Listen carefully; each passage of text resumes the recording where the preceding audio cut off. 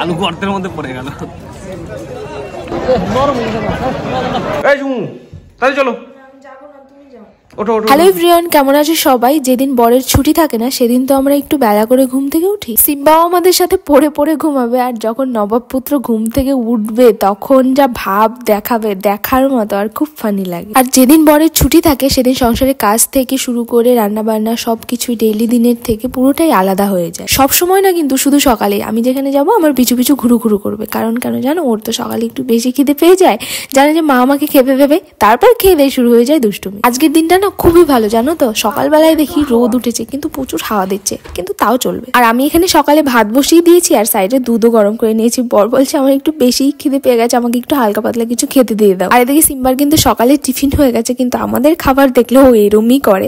ঘরে না ঠান্ডা লাগছিল, তাই বর বলছে কি খাবারটা নিয়ে ছাদে চলে এসে। তারপর নিচে এসে দেখি ভাত হয়ে গেছে, আর আজকে ভাতটা একটু বেশি করেই করেছি, সিম্বার জন্য আমাদের এখানেই করে নিয়েছি। আর ভাতে দিয়েছি আলু সেদ্ধ। গরম ভাতে আলু সেদ্ধ ঘি দিয়ে আমার কাছে তো দারুণ লাগে, কিন্তু বর পছন্দ করে না, খেতে চায় না, সেই জন্য আমার জন্য আর ফালতু কেনা হয় না। কেনা হয় না মানে কিনি না, আমি কিনি না, মানে একা কিছু খেতে আমার এখন আর ভালো লাগে না। দেখো, পেট শান্তি তো সব শান্তি, তো সবাইকে খাইয়ে দেই, সবাইকে একটু শান্ত করে নিয়েছি। আর ওর খুব বাজে একটা অভ্যাস, যদি ওর একটা ড্রেস লাগে আলমারি থেকে বের করবে, পুরো আলমারিটাই এলোমেলো করে দেবে, আর জামা কাপড় তো ঠিক করে কোনোদিনও রাখবে না, হয় খাটে এলোমেলো করে ফেলে রাখবে, না হয় চেয়ার। আজকে না আমাদের এখানে হাট, বর বলেছিল সকালে একটু বাজারে যাবো, মাছ নিয়ে আসবো, দুপুরে তুমি সেটাই রান্না করো, কিন্তু সকালে ঘুম থেকে উঠতে তো দেরি হয়ে গেল, তাই আর যাওয়া হয়নি। তো আজকে সারাদিনই হাট, কোনো ব্যাপার না, বিকেলে গেলেও মাছ পাওয়া যাবে। আর এখানে দেখো খেয়ে দিয়ে কেউ রেস্ট করছে, কেউ ফোন ঘাটছে। তো বরকে বললাম একটু ওঠো, বিছানাটা তুলে। বর বলছে আজকে আমার ছুটি, আজকে আমি সারাদিন শুয়ে থাকবো, আমাকে উঠতে বলো না।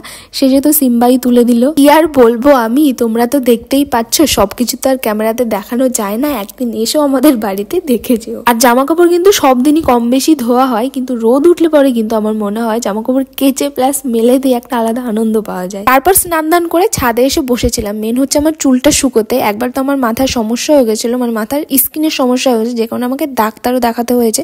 তো ডাক্তার আমাকে বলেছিল চুল ভেজা থাকলে মাথার যে কোনো সমস্যা হতে পারে। আর আগে না আমি এতটা জানতাম না, ভেজা চুলি বেঁধে রেখে দিতাম। मम्मी का प्यार, बेटू का प्यार।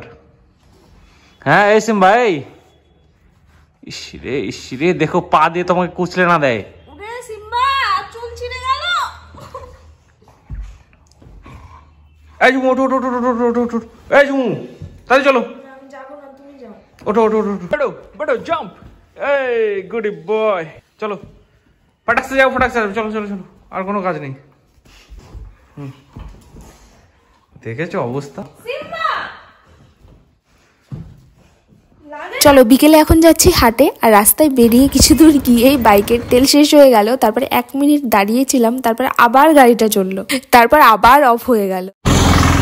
রাস্তায় গেছে তেল শেষ হয়ে, তাই জন্য আমরা রাস্তায় অপেক্ষা করছি নাকি তেল কখন আসবে। আর একটুখানি পাম্প সামনে, আর 1 কিলোমিটারও নেই। তারপর আবার 1 মিনিট পর গাড়িটা চলেছিল, তারপর পাম্পে এসে আমরা তেল ভরে এখন যাচ্ছি আমরা হাটে। আর দেখো আজকে কত লোক, সবাই আমাদের মতোই হাটে এসেছে। তারপর বর বলছিল চলো আজকে কালাই রুটি খাবো, হাটের দিন একটা দোকান বসে, খুব ভালো বানায়। তো এসে দেখি গরম গরম দেখো ভাজছে, আর আমরা একটা নিয়েছিলাম হাফ হাফ করে। আর আমি না বিয়ের আগে কোনোদিনও খাইনি, আমাদের ওখানে না দোকানই ছিল না, তো বিয়ের পরে খেয়েছি। আর খেতে কিন্তু দারুণ ছিল, আমার এখনই মুখে জল চলে আসে। একটু ঝাল ঝাল ছিল, তো ঝাল ঝাল একটা চাটনি ছিল, আর একটা মাখা ছিল বেগুন সিম আলু সবকিছু দিয়ে বোধহয়। আর গরম গরম কোনো জিনিস খেতে কিন্তু মজাই আলাদা। আর আমরা তো পরে আরো একটা নিয়েছিলাম, এটা দেখো কত ফুল, আলু গর্তের মধ্যে পড়ে গেল।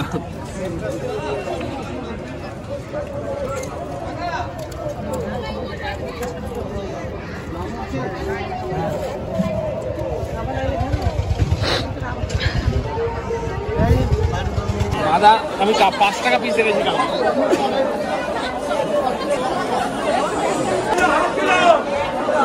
মাছের বাজারই বসে বিকেলে। পাঙ্গাস খাবা? পাঙ্গাস না না, পাঙ্গাস খাই না আমি। দাদা এটা কত? এটা 1200, এটা 1000। ওটা ওজন কতখানি গো? ওটা 400-500 নরম। গলদা চিংড়ি দিবা? গলদা চিংড়ি এটা নিব না, ছোটটা ভালো হবে। নিবা ছোট ছোট ইলিশ, ছোট পোকা নিবা? হ্যাঁ ভালো হলে নেবো। এই বাছো তো 1 কিলো। আমাদের তো মাছ বাজার হয়ে গেছে, সবজি আমাদের তেমন কিছুই লাগতো না, কিন্তু এখানে 10 টাকা কিলোতে গাজর দিচ্ছিল, তো আমরা নিয়ে নিলাম সিম্বার জন্য। সিম্বা শুধু খাবে না, আমরাও খাবো। আর ঘরে না তেল শেষ হয়ে গেছিল, তো না দোকানে আবার যাব, তো হাটে একটা দোকান ছিল, তো সেখান থেকে 1/2 লিটারের একটা বোতল নিয়ে নিলাম। তারপরে গেলাম কিছু ফল কিনতে। কত করে কিলো? 1 কিলো 30 না 25 বললা? ভুলে যাও তাহলে 20 করে ধরবা। খোলো, আমার 1 পিস মুখে দাও। মিষ্টি নিয়ে নাও তাহলে।